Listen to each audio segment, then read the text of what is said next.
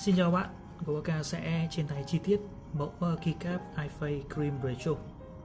Keycap có dạng màu trắng ngà, phù hợp với phong cách các bạn muốn phối màu theo dạng cổ điển. Keycap này thì có thể mix với các keycap màu xám để tạo nên phong cách một chiếc bàn phím có tông màu cổ điển, giống như các cái bàn phím ngày xưa chúng ta hay chơi ở quán net. Keycap thì có dạng double shot. Phần legend, cái phần ký tự ở trên sẽ là một lớp double shot màu đen.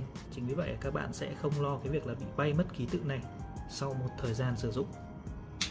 Bộ keycap này thì sẽ đi cùng với hai cái thanh space ngắn để chúng ta có thể chơi cái layout là Alice, hoặc là chúng ta sẽ có một thanh space dài 7U để chúng ta có thể chơi cái layout là Winkeylet.